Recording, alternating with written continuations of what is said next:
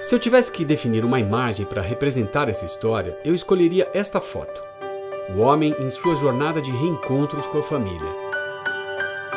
A foto é de Alberto Jacó, falecido repórter fotográfico do extinto Jornal do Brasil. O cinegrafista é Orlando Moreira, da TV Globo. As imagens que ele registrou em filme desapareceram, supostamente no incêndio que destruiu parte do acervo da emissora. A cena aconteceu no aeroporto Santos Dumont, no Rio de Janeiro, em outubro de 1969. Tenho essa lembrança já mais bem clara da gente, meu pai chegando do Mato Grosso, né, e a gente ali esperando ele, né, depois de alguns meses, esperando ele chegar de avião, né, então era aquela expectativa. Eu me lembro dessa expectativa e me lembro seguidamente do meu pai com a malinha, a máquina de escrever, indo, às vezes era para depor, voltava, ia. E a resposta era assim, uma resposta, uma explicação, né? Era uma explicação muito de acordo com crianças de 5, 6, 7 anos. Ah, por que o papai está preso? Ah, o pai de vocês está preso porque ele fala coisas que as pessoas não querem ouvir.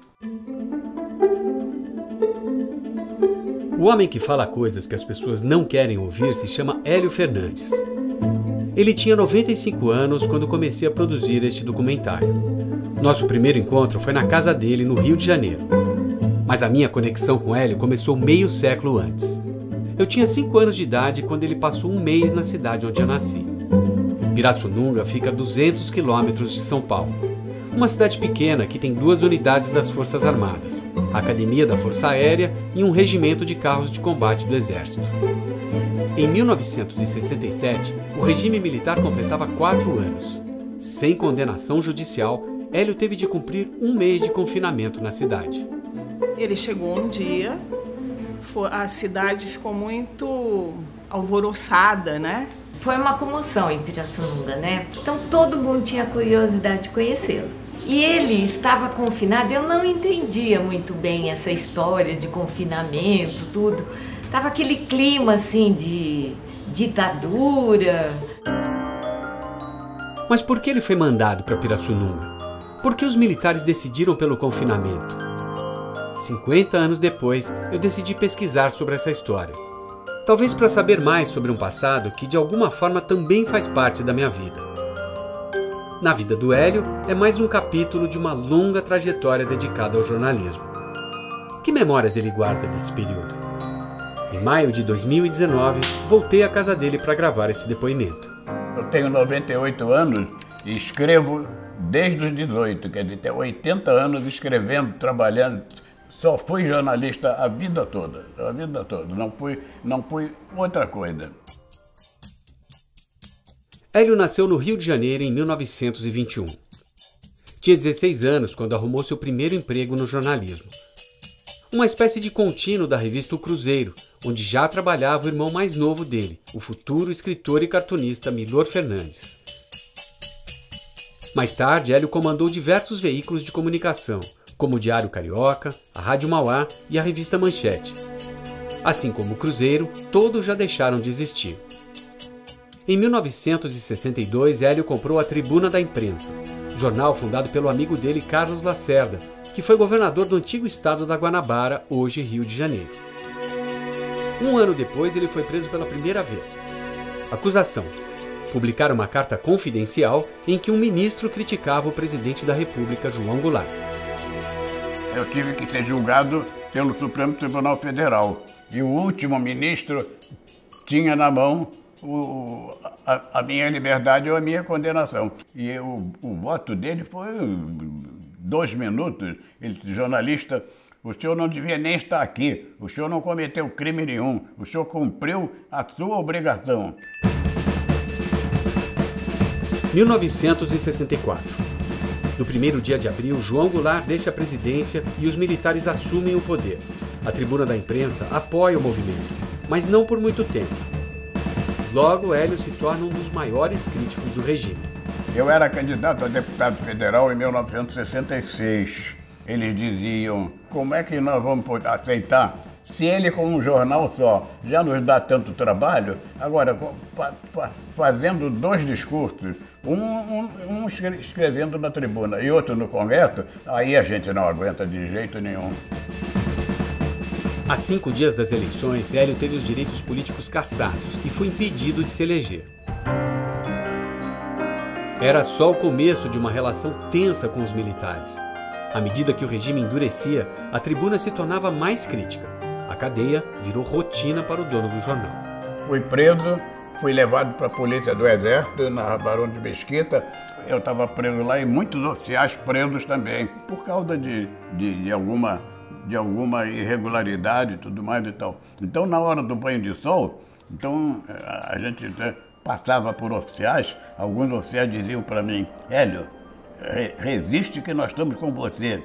Aí outros olhavam para mim que dava a impressão que queriam me fuzilar com o olhar, realmente. Era uma coisa inacreditável.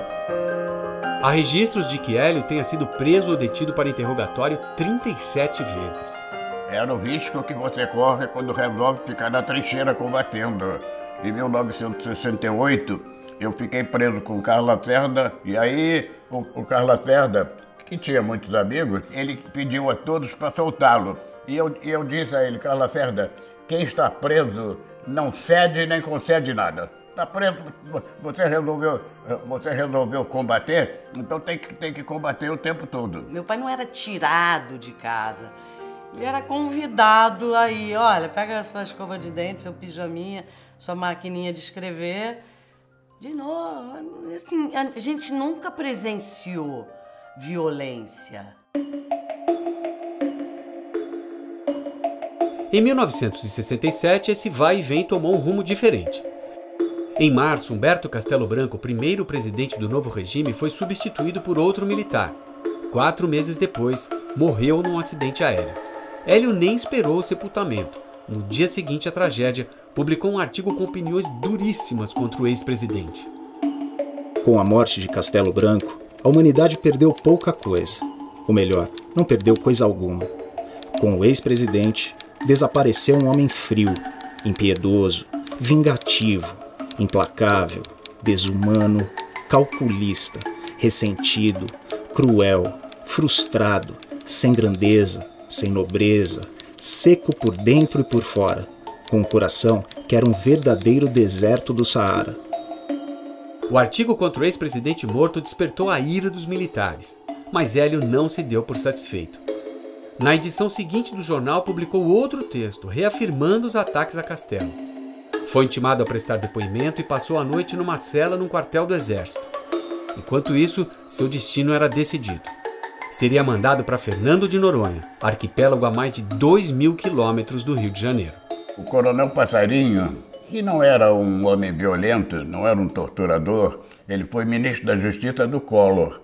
Ele que deu a ideia de Fernando Noronha. E um dia, uma noite, na verdade, eu estava jantando num restaurante no Rio de Janeiro, e o Coronel Passarinho estava no mesmo restaurante, levantou, veio falar comigo, que jornalistas falavam muito nos quartéis em assassinar o senhor.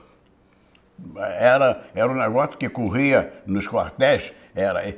Eu achei que Fernando Noronha era tão longe que ninguém ia conseguir matar o senhor lá em Fernando Noronha. Então, eu dei a ideia. Mesmo sem condenação judicial, Hélio teve de embarcar em avião militar para Noronha. A mulher, Rosinha, foi junto. Fernando de Noronha, eu era bem pequena, mas eu me lembro, porque dessa vez a minha mãe foi junto. E a minha mãe era muito assim, ela peitou e ela falou: se eu não for, ele não vai, eu vou, e ela foi. A Rosinha foi para Fernando Noronha comigo, eles não queriam deixar ela ir de jeito nenhum, e ela cismou que ia. Eles aí disseram: tá bem, essa maluca que aí, então tá bem, então vamos. Ficou lá uma semana, porque eu disse a ela: você é importante para mim aqui, mas é importante para os nossos filhos do Rio, realmente. Bom.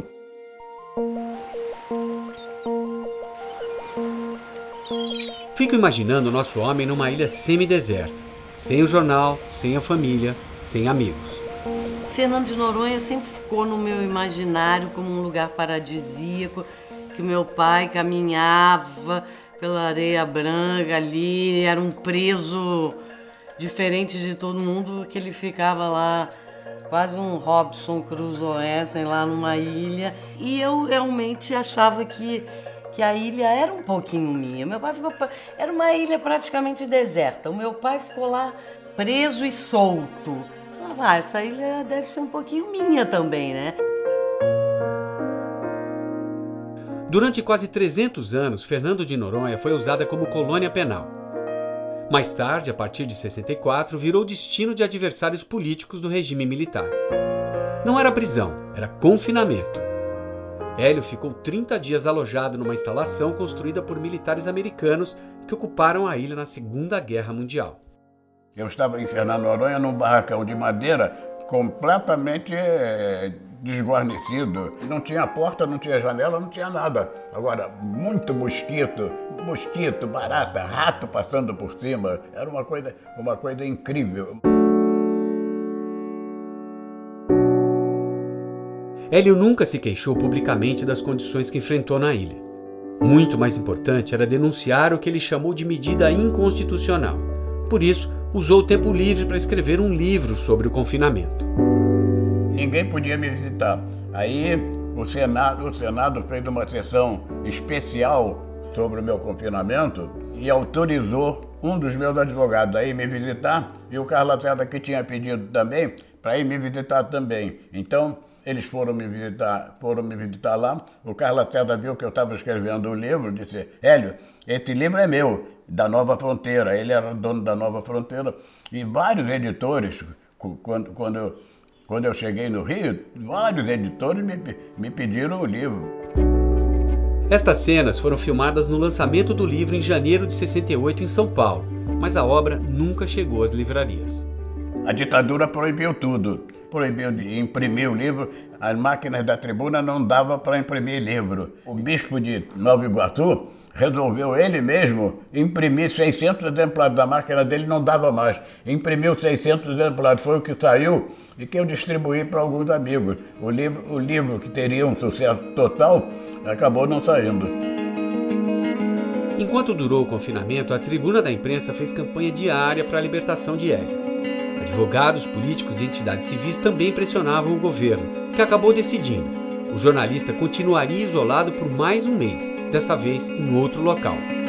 Foi assim que o nosso homem foi parar em Pirassununga.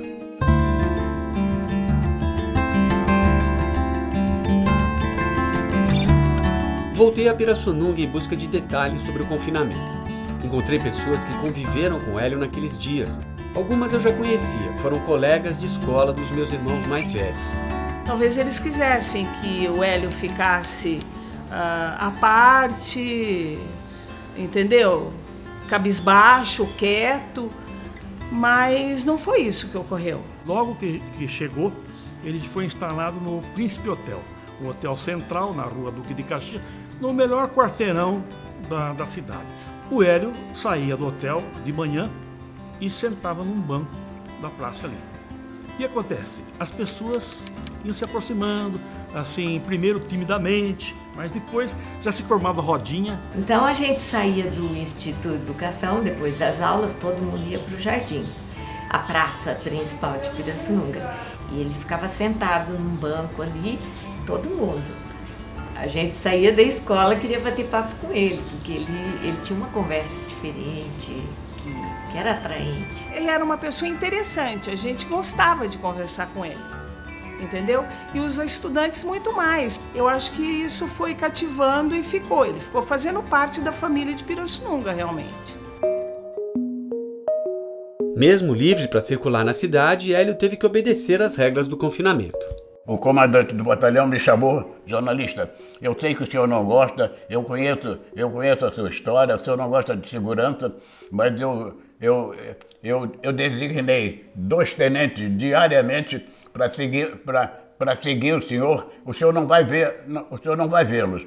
Eles não vão se encontrar com o senhor de jeito nenhum. Ele ia para a praça, mas ele era sempre vigiado por militares, tanto do Exército como da Aeronáutica. Isso 24 horas por dia. Ele não podia sair do perímetro urbano, ele tinha que ficar no perímetro urbano. Quando tinha plaquinha, ele já não podia passar 1 metro para lá, entendeu? Eu percebi o clima porque eu via muitos militares andando na cidade. Eles ficavam ao redor da praça, perto das escolas, da escola, no caso, onde a gente estudava, instituto. Todo dia ele tinha que comparecer ao quartel para assinar lá um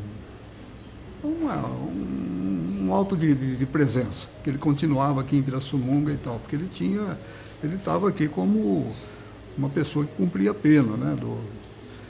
E o Exército era o 17º Regimento de Cavalaria, que era a unidade daqui de Pirassununga, era o encarregado a vigiar toda a movimentação dele aqui em Pirassununga. Meu pai era militar do Exército e ficou encarregado, na época do Hélio Fernandes, de acompanhar o Hélio Fernandes, conhecer Pirassununga, passear por Pirassununga. Toda a movimentação era feita com o meu pai. Vigiava os passos, só levava em lugares autorizados. Tem lá um clube, deve ter um clube fantástico, maravilha de clube. E toda sexta-feira tinha um baile extraordinário. Quem tinha de 20 a 30 anos ia a esse baile. E um dia os 2 tenentes me procuraram, disse, jornalista, hoje tem uma festa fantástica aqui no clube e a gente não pode ir. Por que vocês não podem ir? Porque nós estamos de anjo da guarda. Então temos que seguir o senhor. Agora, se o senhor assumiu o compromisso conosco de ir para o hotel às 6 horas da tarde e não sair, aí a gente pode ir ao baile. Aí eu disse, olha, não tem problema nenhum, estou indo agora para o hotel, e aí fui para o hotel e não saía, e aí toda semana eram outros tenentes, mas todos eles pediam a mesma coisa e eu fazia realmente. O que os militares certamente não esperavam era que Hélio fosse tratado como celebridade.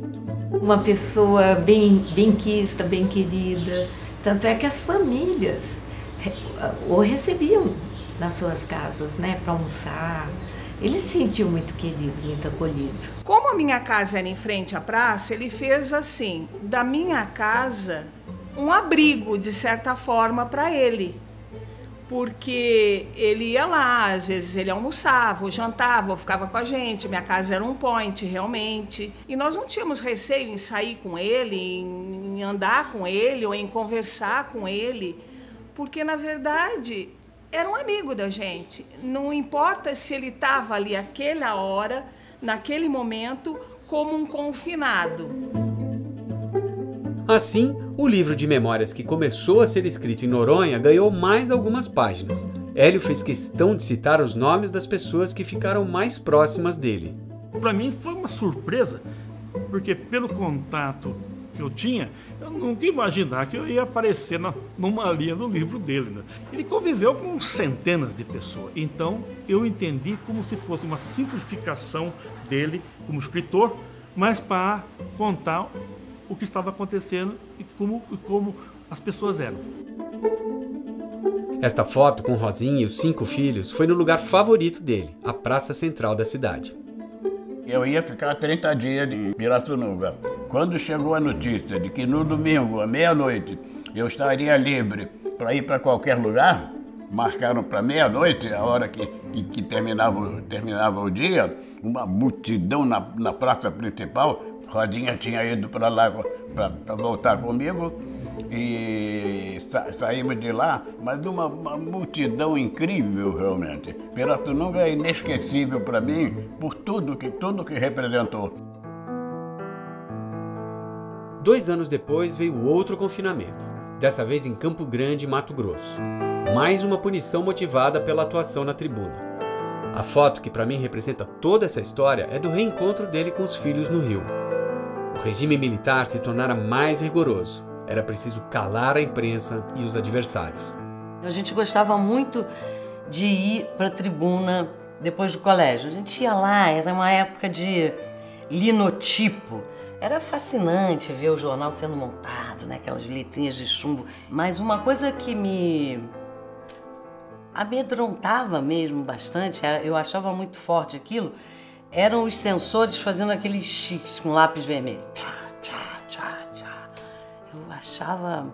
Eu achava aquilo bem forte. Eu me lembro Eu tenho uma lembrança muito forte disso. Aquilo era uma coisa intimidadora.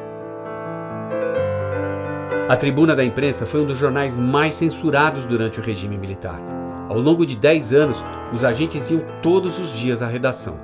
Mas o meu pai, diversas vezes, com a equipe dele lá, com os jornalistas tão audaciosos quanto ele, e o pessoal da gráfica, o pessoal da distribuição, os censores iam embora, eles rodavam um novo jornal na madrugada. E eles botavam na rua na raça. E aí no dia seguinte estava lá de novo no jornal. Os caras ficavam loucos, né? Logo depois eu fui preso por 3 meses. Quando me soltaram, deram as várias coordenadas. Eu não podia dirigir mais jornal, eu não podia escrever mais com o nome de Hélio Fernandes. Aí eu passei a escrever com o nome de João da Silva, que foi um pracinha que morreu na Itália, na febre. E eles sabiam que era eu, evidentemente. Hélio também sabia quem estava por trás da onda de atentados que se espalhou pelo país nos últimos anos do regime militar. Um dos alvos foi sua própria casa. Tinha uma Fiat, explodiram a Fiat, explodiram o meu carro, isso lá do outro lado. E do lado de cá explodiram o meu carro, todo. Ficou todo explodido. Foram os militares do DOI-CODE, e lógico, evidente. Quando teve a bomba aqui, eu já era uma adolescente, a primeira bomba no primeiro carro, eu dormia pra frente da rua, né? E eu me lembro de pensar, ih, caiu um poste. Eu não pensei que alguém tivesse posto uma bomba num carro. Eu não tinha essa cabeça, assim, ditadura, não, meu pai. Na segunda bomba tinha um bilhete. Então talvez alguém reivindicando o atentado, porque tinha um bilhete. Em 26 de março de 1981, a Tribuna foi atacada. Uma explosão destruiu a gráfica do jornal no centro do Rio. O jornal não funcionava, era a única forma do jornal não funcionar, era destruindo as máquinas, o prédio, tudo. A minha sensação era de que eu estava realmente incomodando a ditadura. Sozinho, eu estava incomodando a ditadura, sem dúvida alguma. Ainda não era o fim da Tribuna. 4 anos depois do atentado, o país voltou ao regime democrático. O jornal manteve o tom crítico de sempre, mas aos poucos entrou em declínio. Uma série de ações judiciais contribuiu para isso. A maior delas foi movida pelo próprio Hélio contra a União. Um pedido de indenização por conta dos anos de censura e perseguições ao jornal. Um processo que chegou ao Supremo Tribunal Federal e até hoje não teve desfecho. Em 2008, a Tribuna da Imprensa deixou de circular. Ele não sabia ganhar dinheiro, administrar, ele gostava de escrever, de botar lenha na fogueira, dos informantes, isso que ele gostava da notícia. Eu escuto com frequência, mas nunca deixo de associar a Rua do Lavradio ao lugar do jornal do meu avô, onde ele ia religiosamente todo dia, depois um pouco menos, mas era sede, como ela falou, Rua do Lavradio 98 é um lugar mítico para mim. Eu até hoje, quando eu passo ali na Rua do Lavradio, que não tem, porque o prédio tinha escrito Tribuna da Imprensa em relevo na fachada do prédio, era lindo. Rua do Lavradio 98 faz parte da nossa infância, adolescência, do nosso sentimental e das melhores lembranças, assim.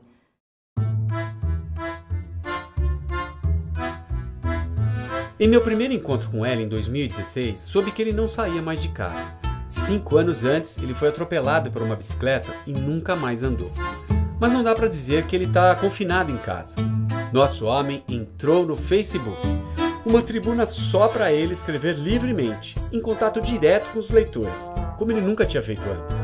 O próprio Facebook preencheu muito a vida dele. Foi uma coisa que a gente sabia que isso ia acontecer, porque até 5 anos atrás ele batia a máquina. 5, 6 anos ele batia a máquina. Ele pegou o Facebook com 94 anos de idade entendeu aquilo dali, porque a comunicação direta, ele aprendeu essa coisa muito rápido e se apropriou daquilo com muita destreza.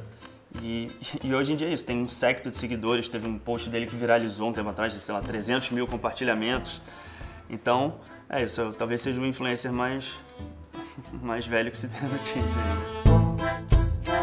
Eu também recorri ao Facebook para pesquisar sobre o confinamento em Pirassununga. Acessei um grupo formado por antigos moradores e me surpreendi com o volume de participações. Foram mais de 140 comentários sobre a passagem do Hélio na cidade. E é incrível, né? Porque tem gerações que falam com ele no Facebook, que lembram. É uma coisa que ainda, surpreendentemente, ainda está vivo na memória de muita gente que fala com ele lá e que adora ter ele. É engraçado, parece assim, a primeira coisa que eu fazia era pegar a tribuna da imprensa, esperar as pessoas falarem, a primeira coisa que eu faço de manhã é ir lá no seu Facebook para ver o que você está falando. É bacana, deu para ele assim uma sobrevida jornalística e de repórter e de estar perto da notícia, dos acontecimentos, porque ele acompanha tudo.